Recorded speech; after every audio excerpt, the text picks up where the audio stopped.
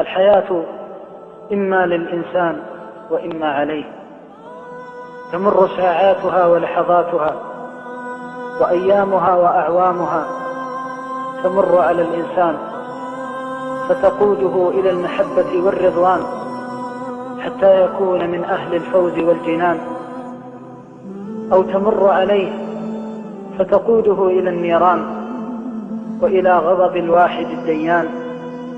الحياة إما أن تضحكك ساعة لتبكيك دهرا، وإما أن تبكيك ساعة لتضحكك دهرا.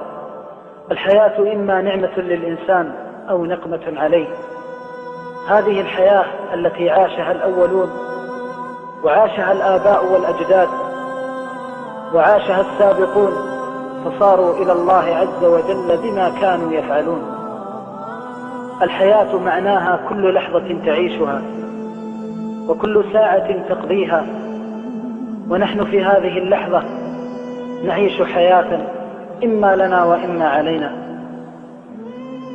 فالرجل الموفق السعيد من نظر في هذه الحياة وعرف حقها وقدرها، فهي والله حياة طالما أبكت أناسا فما جفت دموعهم، وطالما أضحكت أناسا فما ردت عليهم ضحكاتهم ولا سرورهم. الحياة أحبتي في الله جعلها الله ابتلاء واختبارا وامتحانا تظهر فيه حقائق العباد، ففائز برحمة الله سعيد، ومحروم من رضوان الله شقي طريد. كل ساعة تعيشها إما أن يكون الله راض عنك في هذه الساعة التي عشتها، وإما والعكس والعياذ بالله. فإما أن تقربك من الله وإما أن تبعدك من الله. وقد تعيش لحظة واحدة من لحظات حب الله وطاعة الله تغفر بها سيئات الحياة وتغفر بها ذنوب العمر، وقد تعيش لحظة واحدة تتنكب فيها عن صراط الله وتبتعد فيها عن طاعة الله، تكون سببا في شقاء الإنسان حياته كلها، نسأل الله السلامة والعافية. فهذه الحياة فيها داعيان: داع إلى رحمة الله، وداع إلى رضوان الله، وداع إلى محبة الله. وأما الداعي الثاني فهو داع إلى ضد ذلك، شهوة أمارة بالسوء، أو نزوة داعية إلى خاتمة السوء.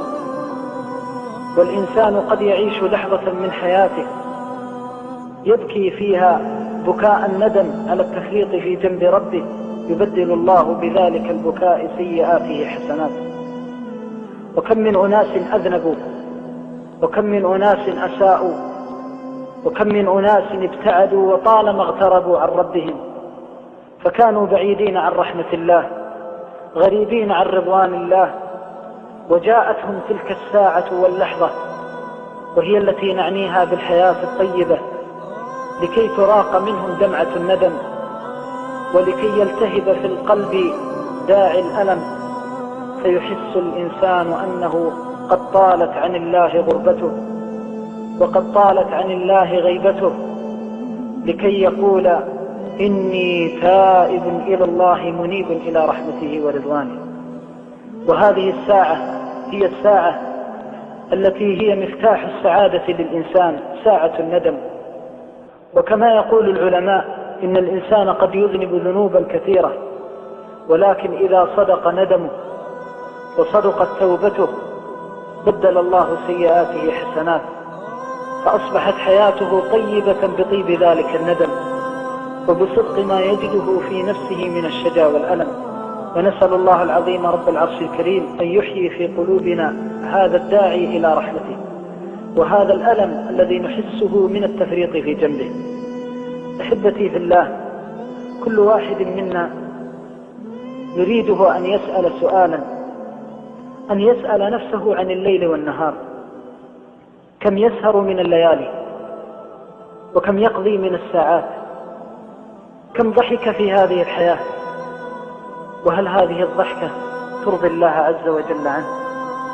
وكم تمتع في هذه الحياة، وهل هذه المتعة ترضي الله عز وجل عنه؟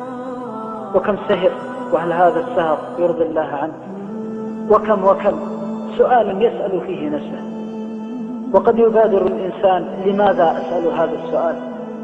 نعم، تسأل هذا السؤال لأنه ما من طرفة عين ولا لحظة تعيشها إلا وأنت تتقلب في نعمة الله.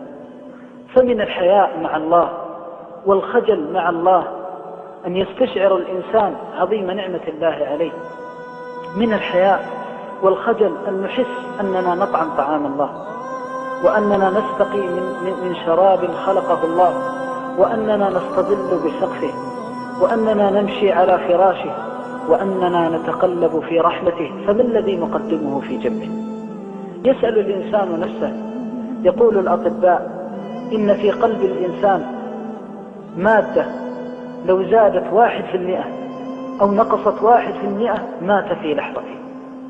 فأي لطف وأي رحمة وأي عطف وأي حنان من الله يتقلب فيه الإنسان. يسأل الإنسان نفسه عن رحمة الله فقط. إذا أصبح الإنسان وسمعه معه وبصره معه وقوته معه، فمن الذي حفظ له سمعه؟ ومن الذي حفظ له بصره؟ ومن الذي حفظ له عقله؟ ومن الذي حفظ له روحه؟ يسأل نفسه: من الذي حفظ هذه الأشياء كلها؟ من الذي يمتع بالصحة والعافية؟ الناس المرضى على الأسرة البيضاء يتأوهون ويتألمون، والله يتحبب إلينا بهذه النعم، يتحبب إلينا بالصحة، بالعافية، بالأمن، بالسلامة، كل ذلك فقط لكي نعيش هذه الحياة الطيبة. فالله تعالى يريد من عبده أمرين: الأمر الأول فعل فرائضه، والأمر الثاني ترك نواهيه وزواجره. ومن قال إن القرب من الله عز وجل فيه الحياة الأليمة أو فيه الضيق فقد أخطأ الظن بالله. والله إذا ما طابت الحياة بالقرب من الله فلن تطيب بشيء سواه، وإذا ما طابت بفعل فرائض الله وترك محارم الله فوالله لا تطيب بشيء سواه. ويجرب الإنسان متع الحياة كلها، فإنه والله لم يجد أطيب من متعة العبودية لله بفعل فرائض الله وترك محارم الله. أنت مأمور بأمرين: إما أن يأتيك الأمر افعل أو لا تفعل. إذا جئت تفعل أي شيء في هذه الحياة تسأل نفسك: هل الله عز وجل أذن لك بفعل هذا الشيء أو لم يأذن لك؟ أي شيء تفعل. فالأجساد ملك لله، والقلوب ملك لله، والأرواح ملك لله. فينبغي للإنسان إذا أراد أن يتقدم أو يتأخر يسأل نفسه: هل الله راض عنه إذا تقدم فليتقدم، أو الله غير راضي عنه فليتأخر. فوالله ما تأخر إنسان ولا تقدم وهو يرجو رحمة الله إلا أسعده الله. ولذلك السعادة الحقيقية والحياة الطيبة تكون بالقرب من الله. القرب من ملك الملوك وجبار السماوات والأرض.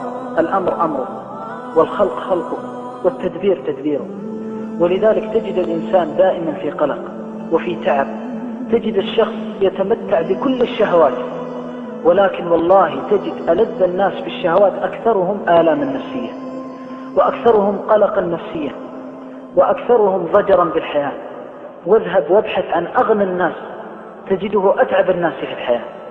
لماذا؟ لأن الله جعل راحة الأرواح في القرب منه، وجعل لذة الحياة في القرب منه، وجعل أنس الحياة في الأنس به سبحانه وتعالى. والصلاة الواحدة يفعلها الإنسان من فرائض الله بمجرد ما ينتهي من ركوعه وسجوده وعبوديته لربه، بمجرد ما يخرج من مسجده يحس براحة نفسية والله لو بذل لها أموال الدنيا ما استطاع إليها سبيل. الحياة الطيبة في القرب من الله، الحياة الهنيئة في القرب من الله. إذا كان ما طابت الحياة بالقرب من الله فبمن تطيب؟ وهناك 3 عوائق تمنعك من القرب من الله. أولها